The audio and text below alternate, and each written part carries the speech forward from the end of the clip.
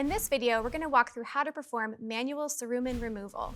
This is typically done with either an ear curette or a cerumen spoon or scoop. These tools allow us to get into the small space of the ear canal to remove impacted cerumen from the lateral third of the canal. This procedure is not recommended for cerumen that's located close to the tympanic membrane or for patients with really hard cerumen.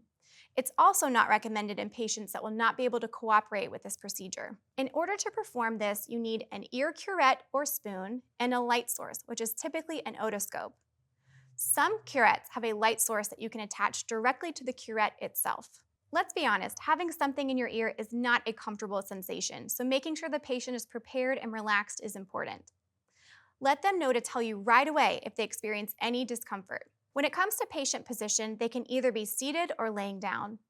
For younger pediatric patients, have them seated in their grown-up's lap, facing toward them as if they're giving them a big hug. One of the parent's arms is used to gently hold the child's head against their chest, and then they should place their other arm across the child's upper back and shoulders to contain the child's arms.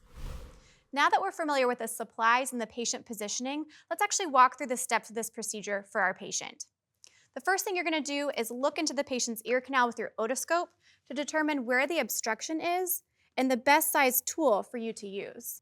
This procedure should always be performed under direct visualization. If you're not using a lighted curette, you'll need an extra set of hands to help hold the light source.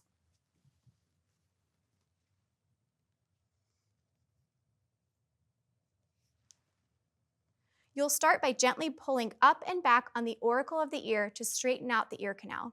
Then gently insert the curette or spoon and remove the cerumen using an up and over motion. Let's take a look at this on our ear model. As you can see, with a gentle scooping motion, you will guide the earwax out of the ear. This is Hippo Education.